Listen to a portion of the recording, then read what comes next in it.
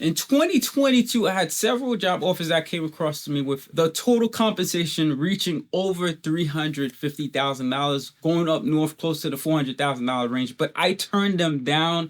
And I know you be thinking that I might be crazy for doing so. How could I do that? But there are things you gotta sometimes look in between, beyond past the big bloated numbers that people present to you. You gotta think about, what is your long-term financial strategy that you're trying to accomplish? Where is your wealth building? How do you plan on retiring? How do you plan on building your wealth in the future? And there are some differences that I cannot get being on a salary basis versus having my own company, running things myself the way I want to, and having full controls of the financials. These are things that we are not taught in schools, which is why I felt it's important that I bring this forth to you and hope you find it insightful enough for you to consider them in your career, as well as your own wealth building strategy that you may be implementing right now or in the near future. So let's just dive right in. Right here, as I'm showing on the screen right now, I have two buckets. You see this 1099 C2C, right? This is for my people who are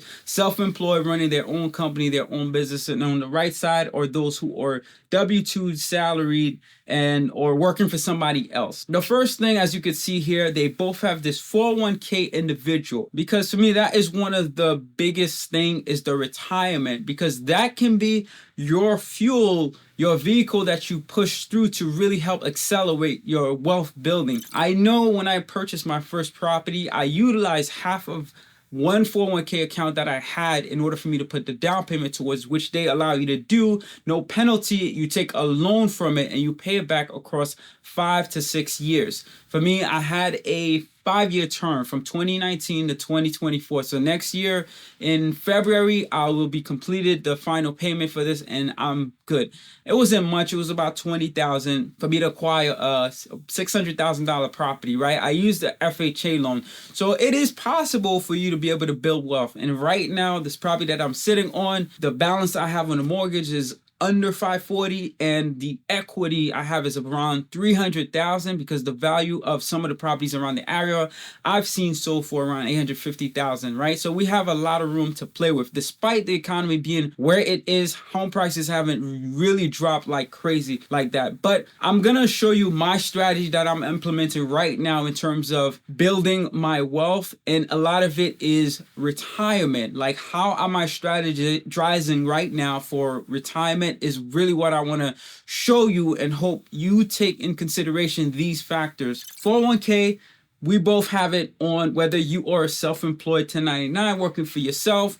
You also have it when you are a salaried employee, right? So let's say we are maxing it out, right? Let's consider that we were at this $350,000 salary. So the max contribution for 2023 is $22,500, right? So let's say we max it out. So I'm gonna put $22,500, right, for my individual as self-employed, and the same thing, right, for me right here on a salary. Now, when you are salaried, what the employer will typically do is they will provide you a match. And let's say that match is 6%. Since you maxed it out and your salary was $350,000, let's just use your calculator right here. 350,000 times 6%, we have 21,000, right? So this 401k company right here, right, this would equate to be 21,000. For the self-employed, right, it's a little different, because you don't have an employee contributing. You are your employee, so you got to contribute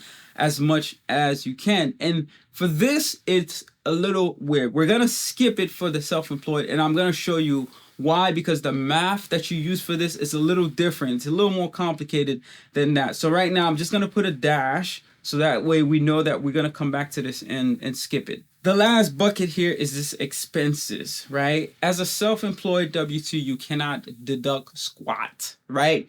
You don't have that luxury. You don't have that capability to deduct anything. Therefore, you are going to be paying the most taxes. What can help you is when you have real estate. You got depreciation value of your real estate that can come off of your W-2. It bleeds into it. The other thing that can help you is charity as well. If you contribute a lot to charitable organization, it is going to be deducted from there. But let's consider, since you could do both in 1099 and W-2, let's consider that we're going to take out charity and as well as real estate.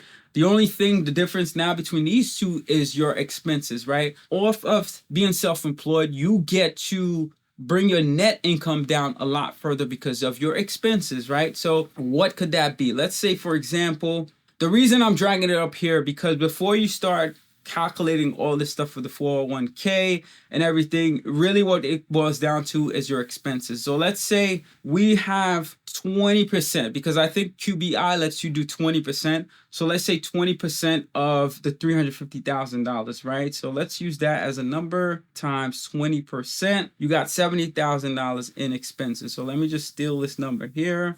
You have $70,000 in expenses. You do not have that luxury when you are W-2 salaried, right? Automatically, if you don't have any expenses and you just use the standard, they call it QBI. And if you want to know what QBI is, I don't remember what it means off the top of my head, but we're going to look it up right now. Qualified business income deduction. It is a law that Trump really iterated. I mean, this is one of the things I think I complimented Trump for, because he was able to pass this in order for those of us. It's the same way that when you're W-2 salaried, you have this automatic $12,500 in deduction for doing nothing, right? If you're not itemizing and you're just doing standard deduction, this is what it is. So this QBI is kind of like a standard deduction if you don't choose to do none of that. So automatically we see right here, we are able to reduce our taxable income by $70,000 off the back. Off the salary, you don't have that luxury at all, right? So this is one big advantage. So now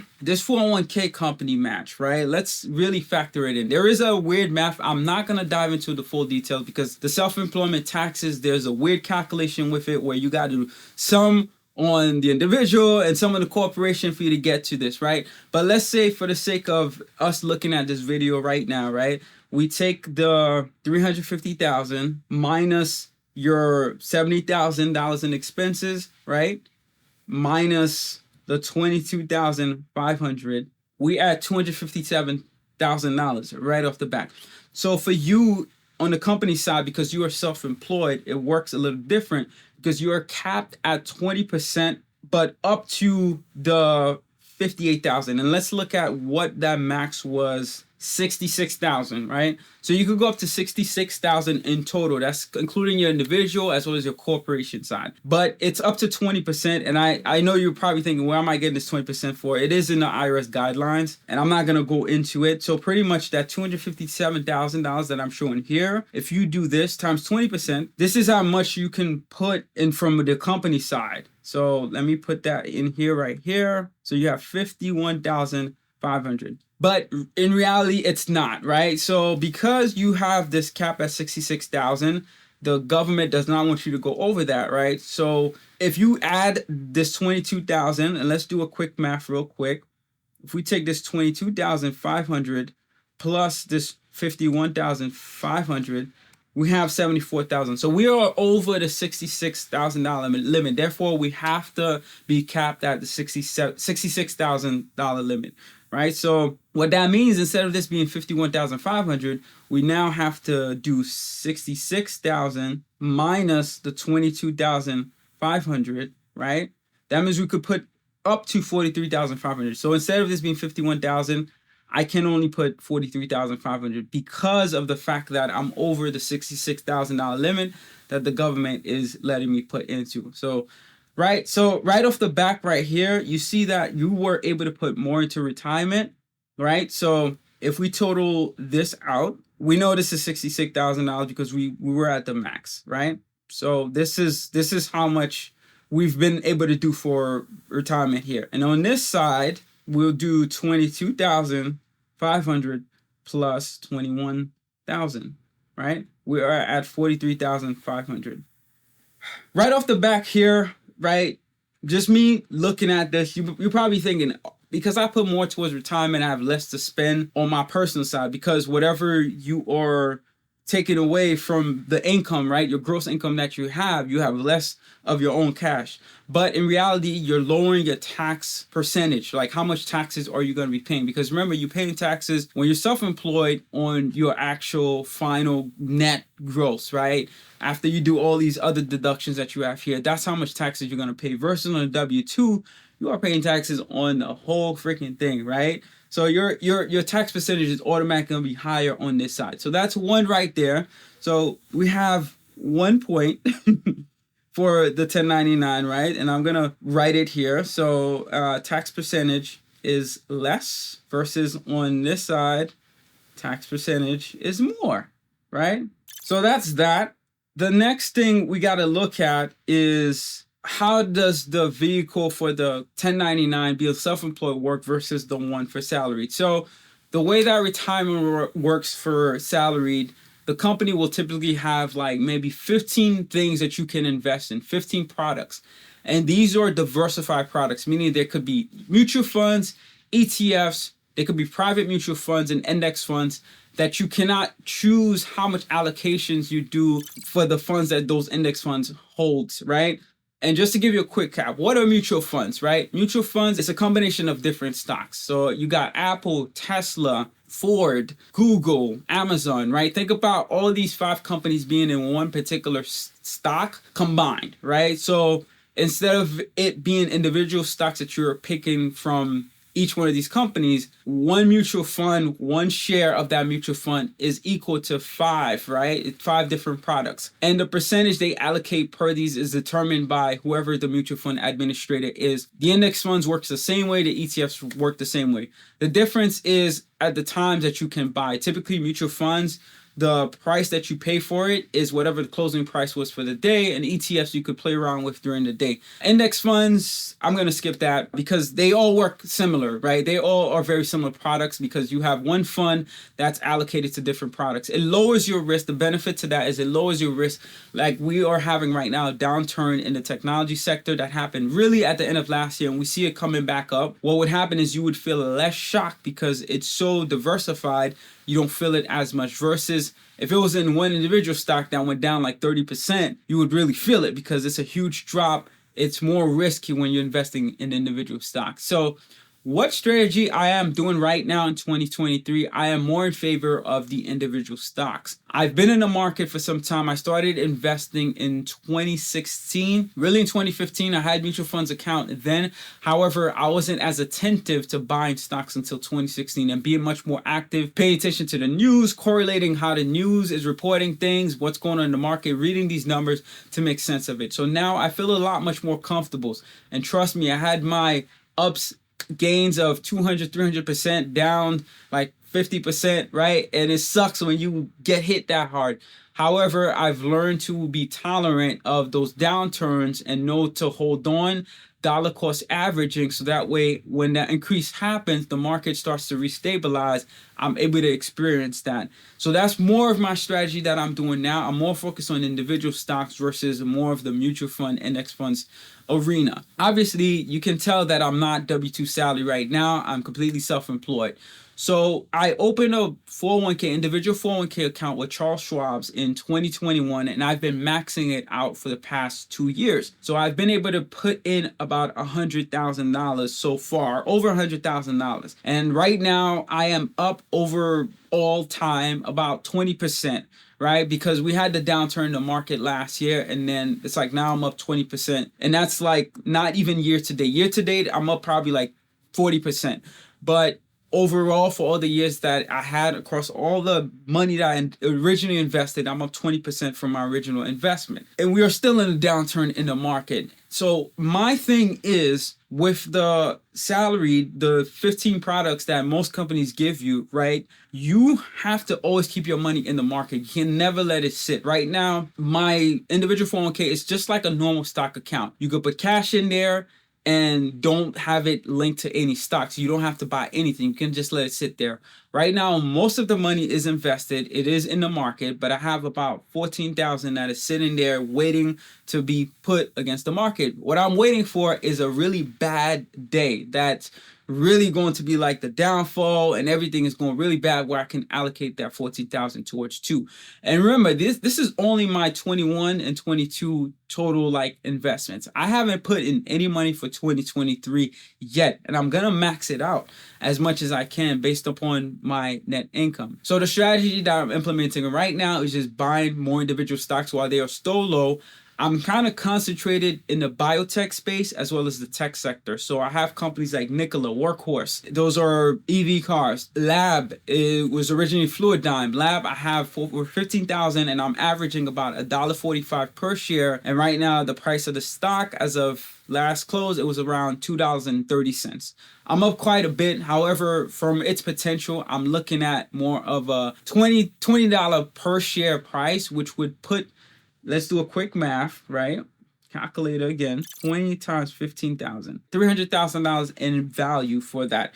I do see a potential they might go up even higher. And if they do, I'm really looking at the 7-figure mark. Remember, this is just one fund, right? $300,000 for one fund. I have Netflix. I have quite a bit, and I've doubled from my original Netflix investment, and I think I allocated about 25,000. So right now I have $50,000 in value for Netflix inside of that retirement account, and it's insane. It's one of my leading drivers inside of that account. But I wouldn't been exposed to the market like this if I was inside of one of these mutual funds or index funds, right? So you see, I have a lot of flexibility in terms of if the market goes to crap, one day I can buy so much individual stocks and I can pour a lot more money into it, therefore elevating the wealth a lot much more. This is the complete control that I want. That is why I favor the independent individual 401k account versus when you are a W-2 salary, you don't have that full flexibility. Of course, this is not for everybody, right? Because I'm more savvy. I've been in it. I'm more aware of what the market is doing, how things are reacting. And I can pick individual stocks, not panic when I see it go down by 30, 40%. I'm able to control things a lot much more. However, if I was in my beginner stage, this would not have been a better strategy, right? I would have definitely bought index fund. Even if I was an individual, I still have my individual 401k, I would have bought into some index fund, either technology funded or one that is very diversified in that sense, because I would have been as knowledgeable and feel as responsible to put $100,000+ into individual stocks when I would be all panicking and such, right? Because of my more of experience, I found this to be much more valuable for me. So this is why I'm on this side of things, right? So this is the second bullet point that we have. You have more flexibility, right? You could buy individual stocks and then you have less flexibility. So right here, you could buy individual stocks because you have the individual 401k account. You could pick whatever you want. And I'm exposed right now a lot of my retirement to a company called Grayscale because they are linked heavy to crypto. I really have a concentration on my portfolio towards crypto. And right now, Grayscale stocks have a huge potential. And let me show you what I mean by huge potential, right? So you understand.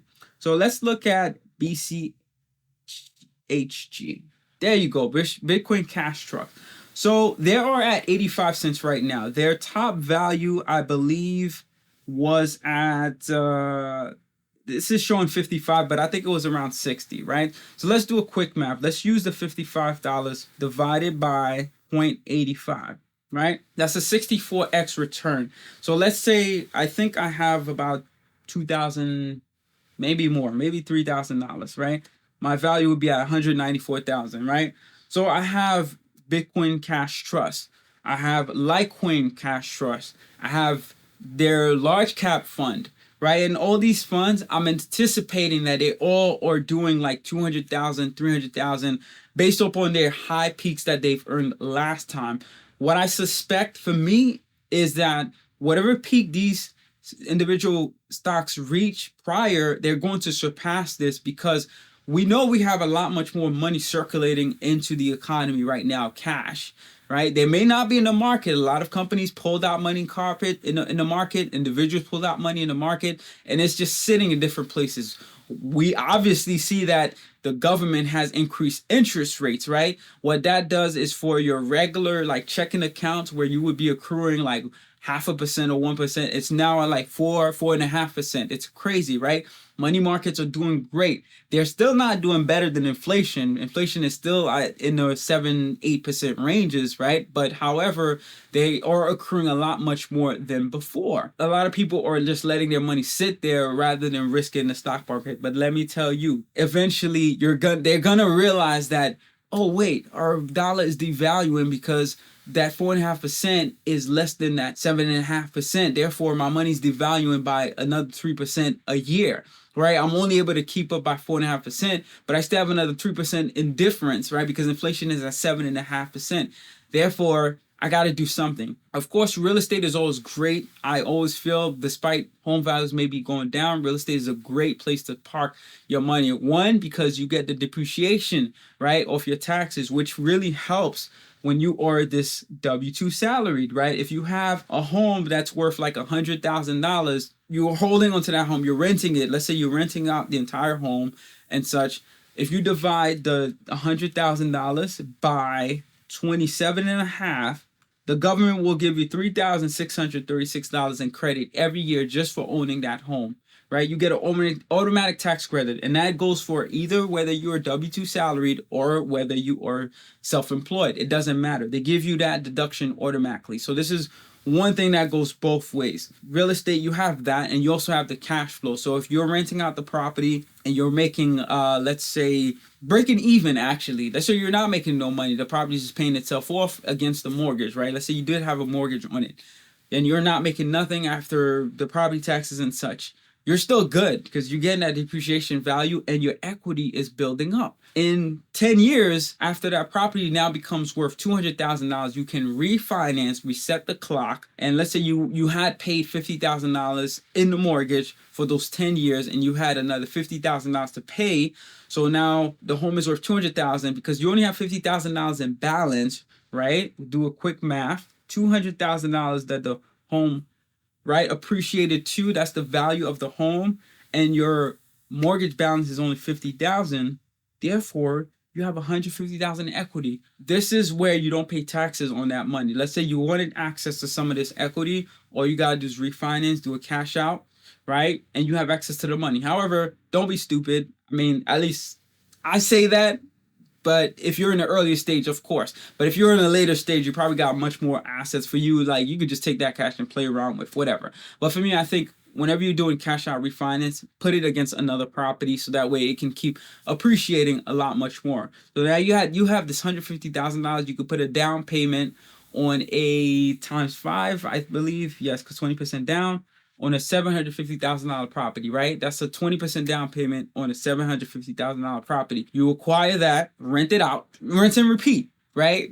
You wait for that appreciation to happen, and this is how you eventually build and continue to grow the wealth.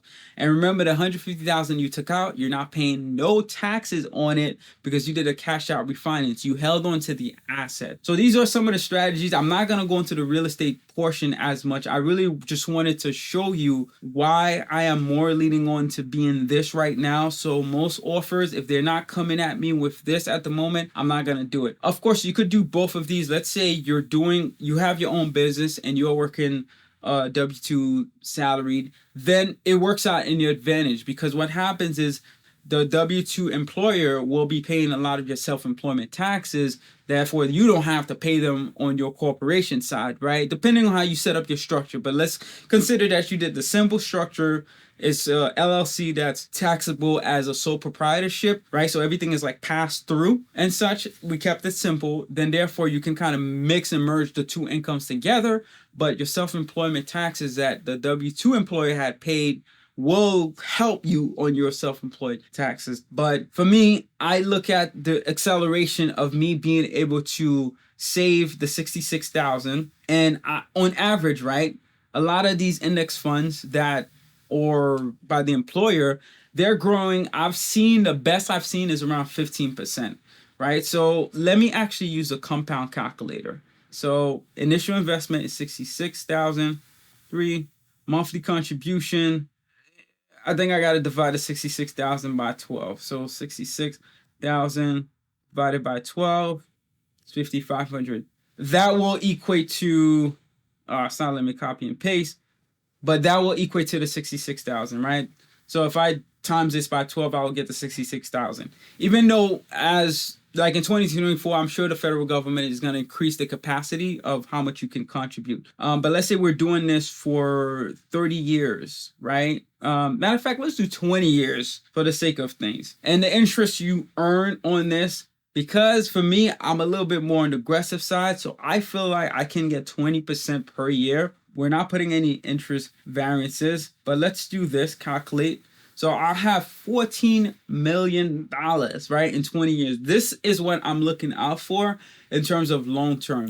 Yes, I have to do the minimum required minimum distribution that the government requires you to do. However, I feel that I'm going to be able to offset that with the Private Family Foundation because I do a lot of donations to charities, right? I can set up against a lot of this income. I have other real estates that I can acquire to really offset all of this, right? So I'm not too worried about the pre-tax. And I will have stuff that is post-tax as well that I'm planning on setting up. But that's one thing, right? In 20 years, this is how much I will have. So now let's use but a salaried. So we had 43,500, right? So initial investment is 43,500 and the monthly contribution, let's do 43,500.